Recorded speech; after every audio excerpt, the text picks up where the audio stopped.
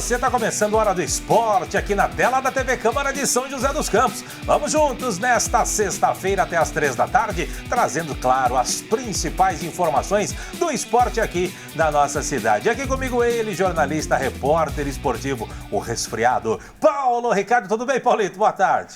Boa tarde, Vieira. Boa tarde a todos que estão ligadinhos aqui na Hora do Esporte. Tô até com o meu sprayzinho aqui de própolis e mel para poder a minha voz sair certinho, Vieira. Não tossir no meio do programa. Muito bem. Se precisar tossir, pode tossir também, que faz parte da vida. O programa ao vivo é assim mesmo, tá certo?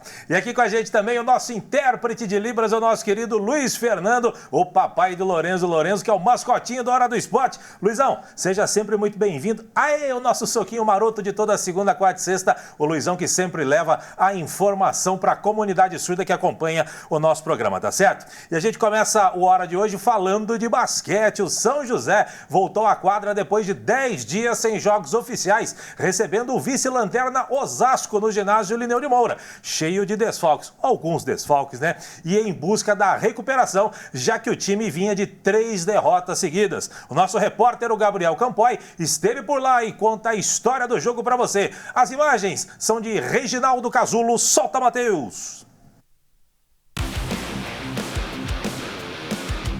O São José entrou em quadra no Lineu de Moura com um objetivo: interromper a sequência de 3 derrotas seguidas no NBB. O adversário, o Basquete Osasco, penúltimo colocado e ainda sem vencer em 2026. Time comandado pelo ex-técnico da Seleção Brasileira Feminina, o experiente Enio Vec. Jogo fácil? Só em tese. São José começou mais atento, é verdade, e largou na frente no marcador. Mas o Osasco logo equilibraria o jogo. O alarmador Anthony Harris, a segunda melhor média em pontos do NBB, era um dos trunfos dos visitantes. A vantagem joseense no período só seria construída na metade final. Adiel era um dos mais inspirados. Olha essa infiltração. No fim, Big Mike na cravada e João Níquel, de 3, fecharam a conta no primeiro quarto. São José 27-23. Apesar do equilíbrio inicial, São José faria seu melhor período antes do intervalo. Agora era Lessa quem comandava as ações. Aqui ele virou garçom. Bola recuperada e servida a DG. Tímido no jogo, o Osasco pouco chegava.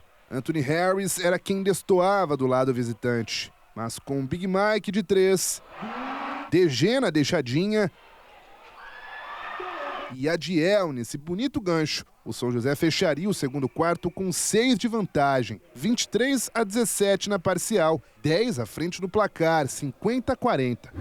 Mas o intervalo fez bem ao Osasco. A equipe voltou mais ligada e começou a dar trabalho aos joseenses. Olha essa bola de fora do Weber. Sentindo a dificuldade no período, foi a vez da torcida fazer a sua parte e dar-lhe pressão. Deu certo, o São José recebeu o ânimo das arquibancadas e melhorou na partida.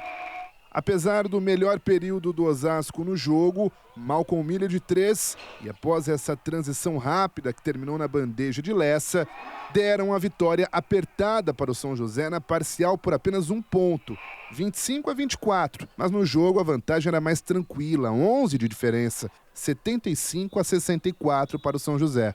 Aí no último período foi questão de administrar o placar. Novamente entrando bem, o garoto João Níquel foi o cara dos 10 minutos finais.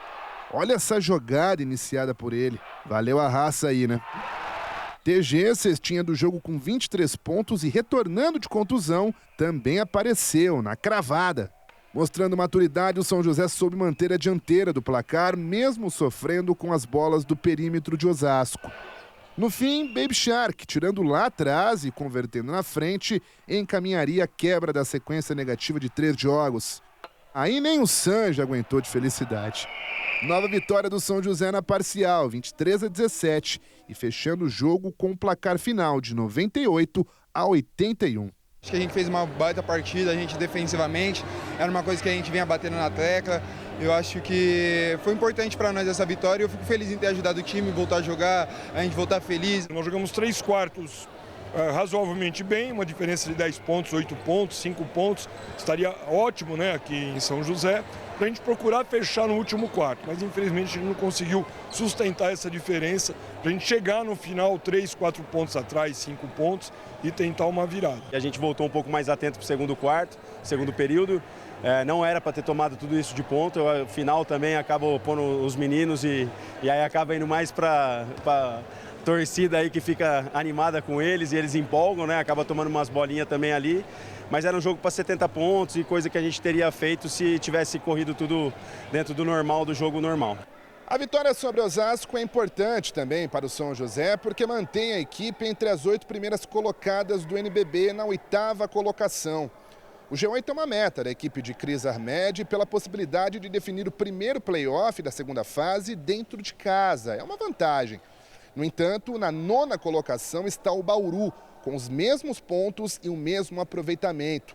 Justamente o Bauru, adversário do São José na próxima semana, quarta-feira, aqui mesmo, no Lineu de Moura.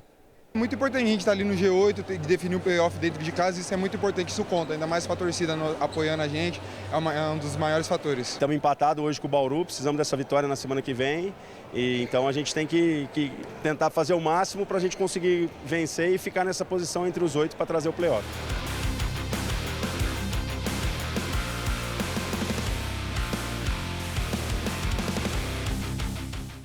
Pois é, Paulito, São José fez aquilo que se esperava dele, o 7º, 8º, 9º colocado, que é a região que São José está, enfrentando o vice-lanterna Osasco. São José ganhou com autoridade. Com certeza, o nosso técnico gringo Armed, como diria o nosso Campoy, acho que ele precisou, dentro das peças que estavam possíveis, né, mexer na equipe, colocou um quinteto que funcionou, Douglas dos Santos voltando de lesão, entregando uma boa pontuação, então isso é um ponto positivo, porque geralmente quando o jogador volta de lesão, demora um pouco para poder pegar no ritmo, isso com certeza vai ser uma peça fundamental também nessa reta final agora, principalmente o jogo contra o Bauru, que é importantíssimo, e legal ver a molecada da base também tendo espaço, né? O Níquel sempre foi um destaque, sempre puxou a pontuação no sub-20, agora tendo chance no profissional, está aproveitando também, Vieira. Pontos positivos do jogo. Com certeza. Boa vitória do São José, bom aproveitamento dos garotos como o João Nick, a gente viu ali também o Baby Shark, que jogava no São Paulo, está jogando agora no São José. Matheus, coloca a classificação do NBB para a gente dar uma olhada. Pinheiros, Franca, Flamengo, Minas, Corinthians, Brasília, Paulistano, São José, 8º colocado com 60% de aproveitamento. Embaixo, o Bauru, que é o próximo adversário do São José, um clássico do basquete paulista dentro da competição nacional, vai pegar fogo esse jogo, não tenho dúvida. O encontro aí de Cris Armed com o Paulo Jaú, trabalharam juntos no São José. 10º ali, União Corinthians. Vira a tabela pra gente dar uma olhadinha. Unifacisa, Mogi, Caxias, Cruzeiro, Rio Claro, Pato, Fortaleza e Botafogo estariam fora dos playoffs se terminasse hoje a competição. Osasco, que é o adversário que o São José enfrentou, estaria rebaixado ao lado do Vasco da Gama, os dois últimos. Como eu disse, semana que vem, quarta-feira que vem, São José e Bauru novamente no ginásio Lineu de Moura, clássico bom pra gente acompanhar. Estaremos lá e vamos trazer as informações aqui dentro do Hora do Esporte, que faz o primeiro break do dia. Não sai daí, já voltamos.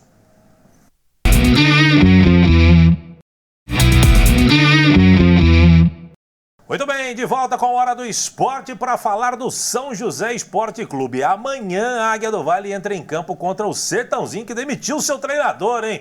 E por lá chegou o Finazzi, aquele ex-atacante do Corinthians, e um monte de time por aí. Bom, ontem, pela primeira vez, sob o comando do técnico Jorge Castilho, a diretoria da Águia permitiu que a imprensa acompanhasse, né, parte da preparação física da equipe para a partida contra o Touro dos Canaviais. O nosso repórter João Delfino preparou uma matéria sobre esse treino. As imagens são com ousadia e alegria do nosso José Sobral, o nosso Sobralzinho. Solta, Matheus!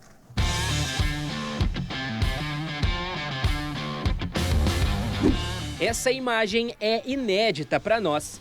Pela primeira vez, a imprensa pôde acompanhar um treino de Jorge Castilho no CT Ninho da Águia. E o professor tá com moral. Afinal, desde que assumiu a Águia, foram 9 jogos, com 7 vitórias e 2 empates. Embora tenha muito mérito nisso, o técnico abre mão do protagonismo. Aqui somos nós, a gente tem que continuar pensando dessa forma, e eu sempre pensei assim, independente de resultado, até nos momentos ruins. A gente tem que pensar assim também. Aqui o momento é bom, a gente tem que aproveitar esse momento entre os atletas. Classificado desde a 13ª rodada, ao bater o votuporanguense no último final de semana, o São José garantiu ao menos uma vaga no G4. Agora vai fechar a fase de classificação diante do Sertãozinho amanhã à tarde, no Martins Pereira. O jogo vai definir a posição da Águia entre os 4 melhores. Uma combinação de resultados pode até colocá-lo na liderança. Mais um duelo difícil. O Sertãozinho também vem embalado, uma classificação muito boa que eles tiveram também, né? E nós temos que estar atento a isso. Vamos jogar na nossa casa. Precisamos fazer com que o fator casa prevaleça nesse momento. Estamos classificados sim, mas não podemos relaxar, temos que continuar fazendo aquilo que a gente vem fazendo para que a gente possa chegar muito melhor na próxima fase. Dentro de campo, um dos pilares dessa remontada joseense é o meia Tomás Carvalho. Antes da chegada do atual treinador, ele tinha sido titular apenas uma vez. Com Castilho, ele começou jogando em 8 oportunidades e só não jogou contra o Ituano por suspensão. O Castilho vem me ajudando, vem aprimorando muito as minhas características, né?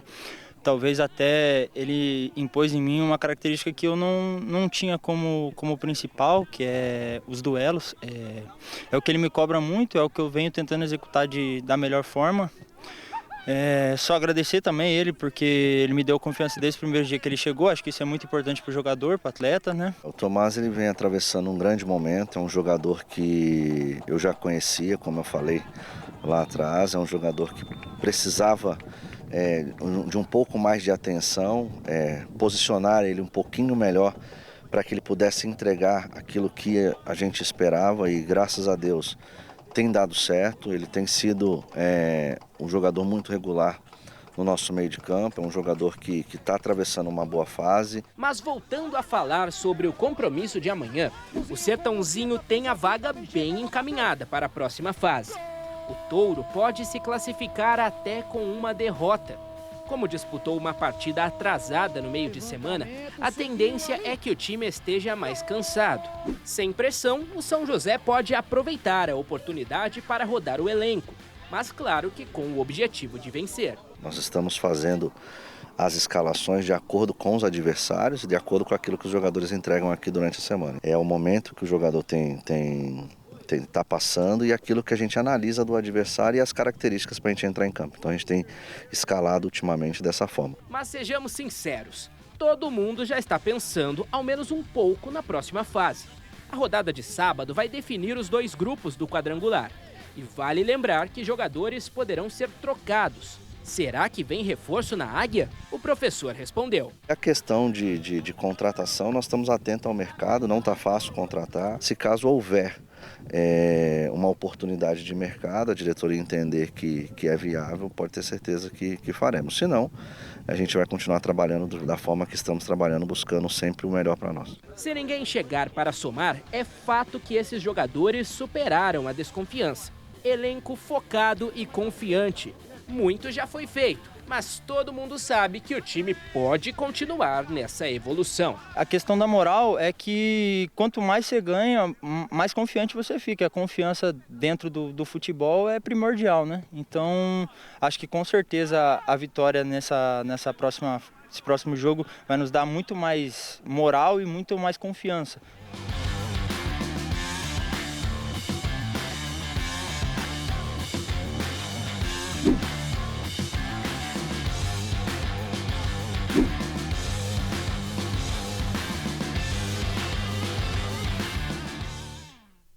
Pois é, Paulito, a coletiva do Jorge Castilho ela foi bem cumprida lá no CT Ninho da Águia. Ele falou de outros assuntos que não dá para a gente colocar tudo na matéria, mas ele falou ali, né, que ele não fez rodízio com o elenco, ele utilizou de acordo com as necessidades, por conta de contusão, cartão, a questão física também de um ou outro atleta, e por isso que acabou não repetindo nenhum time dentro dos 9 jogos que ele fez comandando a equipe do São José. Foi questionado lá também se de repente, pelo fato de já estar classificado e ele saber que ele não sai, ele terminará no mínimo na 4ª posição, o que para o São José é uma boa vantagem.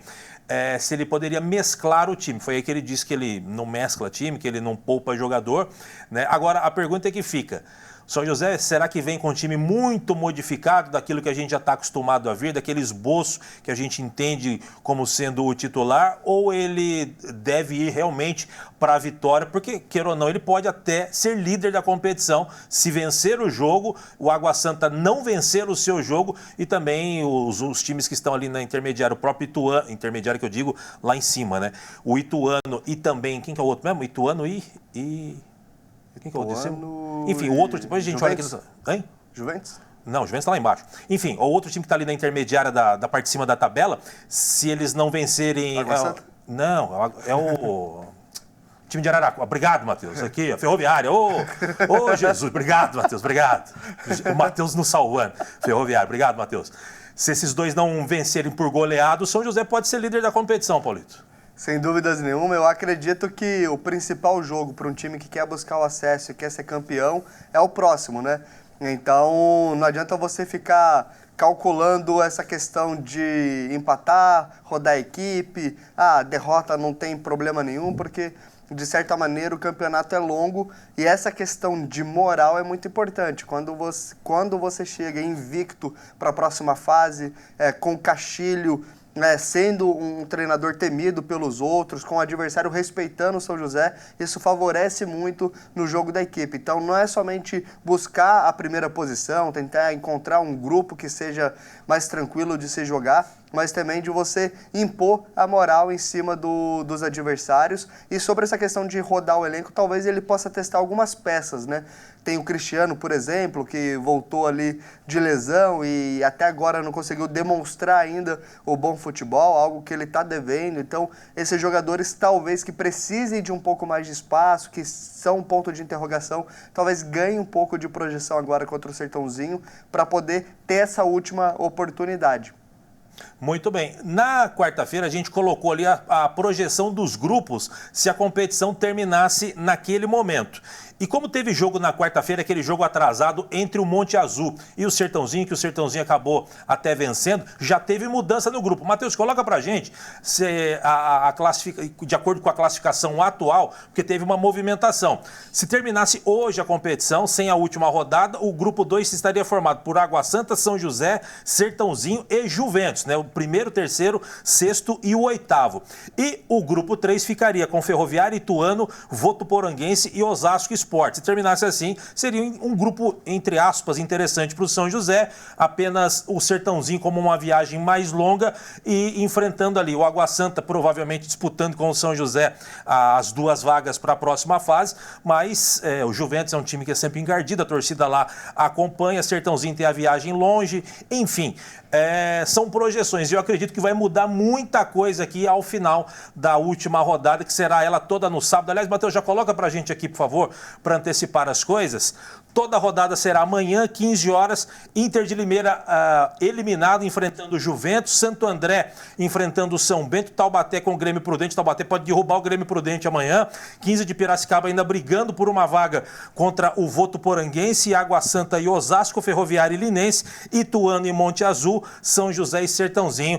Esta é a última rodada e, como eu disse, ela vai alterar muito ali as posições e a gente vai ter mudanças com certeza nos dois grupos. Paulito, no pique, 30 segundos para você. Com certeza, Vieira. Eu acho que dentro dessa projeção, talvez, se colocar o Osasco ali no grupo do São José seria interessante também. É uma viagem próxima. Acho que o Osasco é uma equipe que talvez dê um pouco mais de jogo para a equipe da Águia, mas você não tem que ficar pensando em projeções, tem que entrar em campo, tem que vencer e contar somente com a primeira posição ali para você cair num grupo realmente mais tranquilo, Vieira. E uma coisa é fato, o São José está entrando em campo e está vencendo, principalmente fora de casa. Fora de casa, no comando do Jorge Castilho, o time está invicto. Portanto, amanhã, 3 da tarde, estádio Martins Pereira, tem promoção no estádio Martins Pereira. A mulher não paga amanhã por conta do Dia da Mulher. No domingo, a diretoria do São José está fazendo uma promoção. As mulheres não pagam para assistir a partida de amanhã. Deveremos ter um grande público, 3 da tarde, no estádio Martins Pereira, que vai definir a classificação final desta primeira fase do Campeonato Paulista rodada da Série A2. Da segunda-feira, o João Delfino vai contar todos os detalhes para você desta última rodada. Você vai saber de tudo aqui no nosso Hora do Esporte, que faz o último intervalo do dia. Não sai daí, já voltamos com informações do basquete feminino. Vai estrear na LBF. Não sai daí, já voltamos.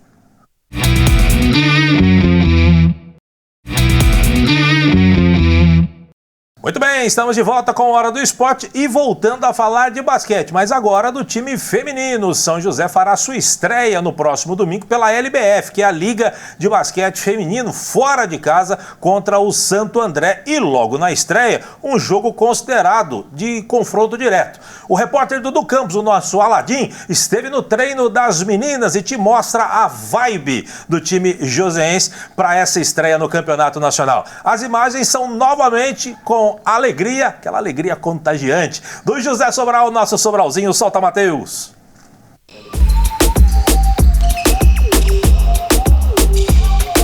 Pode comemorar porque a LBF voltou. O Dia Internacional das Mulheres também vai ser dia de estreia para o basquete feminino de São José dos Campos. No domingo, Leandro Leal e companhia viajam para o ABC Paulista para enfrentar o Santo André, no jogo de abertura do Campeonato Nacional. Já é um confronto direto, pensando em classificação, a gente não pode chegar achando que o jogo não vale nada.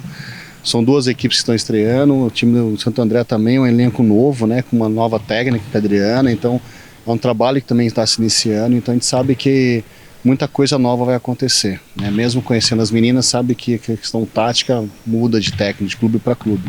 Então a gente está se preparando para fazer o nosso papel, para o nosso melhor, né, que a gente consiga sair desse primeiro jogo com um bom resultado, pensando na classificação. E o Leandro está feliz com o que tem sido apresentado nos treinos, hein? De acordo com o treinador, após os primeiros treinos táticos, já foi possível perceber que o time tem se dado bem dentro de quadra e tem correspondido com as expectativas. Cara, estou muito satisfeito com as meninas, assim, a gente tentou montar um grupo onde a gente tivesse uma boa harmonia. Eu acho que elas estão se dando muito bem e isso ajuda e facilita o nosso trabalho. É, lógico que são novas jogando juntas, mas algumas já conhecem um pouco o nosso trabalho, jogaram com a gente outros anos, né? A Rayane continua, a própria Raíssa, a Ju retornando, a Mayla jogando muito inteligente, né? Muito fácil ela pegar. Então assim, as meninas estão se dando muito bem, estão se dedicando bastante, que é o que a gente espera, né? De um time que está começando. Mas a gente já está devagar para entender, a gente sabe que não adianta se empolgar muito, tem que ser, o começo é um pouco mais pé no chão mesmo. As quadras joseenses já são algo bem familiar para a principal contratação dessa temporada. Isso porque a Mayla é formada nas categorias de base do Atleta Cidadão de São José dos Campos. Desde então, já conquistou 3 troféus da LBF. A meta agora para a camisa 4 é repetir o feito na cidade que a revelou para o basquete. Ah, com certeza, né? Sempre a meta do atleta é conquistar os títulos, mas a gente precisa trabalhar forte para poder, jogo por jogo, para poder chegar o mais longe possível. Quem também é reforço para a LBF desse ano é a Rai Santana. A ala vai disputar pela primeira vez a competição com a equipe. Isso porque chegou no final da temporada passada para a disputa do Paulista. E a ansiedade para finalmente entrar em quadra pelo torneio nacional, representando as cores de São José, está a 1000. Eu falo que quando a gente encontra um lugar que tem uma boa estrutura, um bom lugar para trabalhar, né? A gente não pode deixar a chance passar de novo. Então foi um dos motivos para eu ter renovado. São José, além de ser uma cidade que abraça o esporte feminino, a estrutura aqui é muito boa. A gente tem um ginásio maravilhoso, academia aqui dentro, tudo perto, o alojamento é perto do ginásio. Então, assim, quando a gente encontra um lugar com todos os benefícios para a gente poder trabalhar, a gente não pode deixar a chance passar, né? Então, estou muito feliz de vestir a camisa de São José de novo agora para a Liga Nacional e estou com grandes expectativas de que seja um ano de evolução para mim individualmente, né? Mas de compor o elenco para a Liga. E para essa temporada, a Rai prometeu ainda mais bolas do perímetro. Se o desempenho já foi bom no Paulista, ela quer fazer ainda melhor na LBF para ajudar o São José nos momentos cruciais dos jogos. E nos últimos tempos eu tenho trabalhado bastante meu chute. Coincidentemente, aqui foi o lugar que eu me destaquei também no meu chute de fora, no ano passado. Então, para mim, é um pouco de novidade, assim, é uma responsabilidade a mais, porque quando você está nessa posição de chutadora, é uma bola para resolver. E é uma bola de 3 pontos, é que vale mais. Então, é uma responsabilidade grande, mas que eu estou muito animada de tentar cumprir isso. E vou conseguir cumprir isso. Então, estou bem animada e a torcida pode esperar muitas cestas de 3 de mim.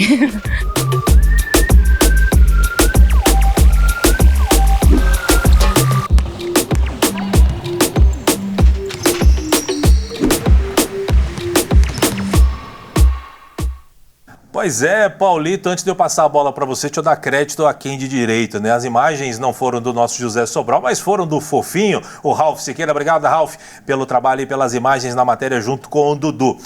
Estreia contra o Santo André, um clássico do basquete paulista dentro da competição nacional e um confronto direto aí, Paulito. Com certeza, Vieira, assim como o Sobral e o Ralf mantêm a mesma qualidade ali na entrega das imagens, eu acho que as meninas, elas também vão com certeza ter essa consistência, entregar a mesma qualidade que o time teve ano passado. Teve uma reestruturação, sim, mas ainda assim trouxe jogadoras experientes, manteve a estrutura, a base do time. Então a expectativa está muito boa para essa competição, Vieira. Com certeza. Matheus, coloca pra gente aqui o caminho do São José dentro da LBF, começando por este domingo, 11 horas da manhã, é o jogo que abre a competição, Santo André e São José lá no ginásio Celso Daniel em Santo André. Depois no dia 20, enfrenta o Mesquita fora de casa, a estreia em casa do São José no dia 26/3, 7h30 da noite, São José recebendo o César Araraquara, pedreira para a equipe do São José. Mudando de assunto, Paulito, olha só, neste próximo domingo acontece a primeira etapa do circuito Intercentros de Natação Infantil, temporada 2026. A competição acontece na Casa do Jovem, ali na zona norte da cidade, a partir das 7 horas da manhã. O evento tem como objetivo incentivar a prática da natação das escolinhas da Secretaria de Esporte e Qualidade de Vida da nossa cidade, além da possibilidade de descobrir novos talentos nas categorias de base e, quem sabe, até fazer parte do programa Atleta Cidadão. Nessa etapa, os alunos disputarão provas no estilo crawl e também costas. Participam do circuito alunos regularmente matriculados em turmas de natação infantil realizadas pelo APP São José Viva com idades entre 7 e 14 anos que estão aptos à prática da natação competitiva em 15 unidades esportivas do município. Paulito, não temos mais tempo. Grande abraço para você. Te espero na próxima segunda-feira, Paulito. Com certeza, Vieira, estaremos aqui firmes e fortes na onda do esporte. Tá liberado o decreto, sempre com responsabilidade. Sempre. Luizão, um grande abraço para você, sempre bom tê-lo aqui. O Luizão que sempre leva informação para a comunidade surda que acompanha o nosso programa. Nós vamos chegando ao final do Hora de hoje, agradecendo a sua audiência, a sua paciência. Você fica agora com a programação da TV Câmara. Eu, Paulito, Luizão e grande equipe, a gente volta na segunda-feira para te deixar muito bem informado sobre os assuntos esportivos da nossa cidade. De minha parte, grande abraço, até segunda. Ótimo final de semana. Tchau, tchau.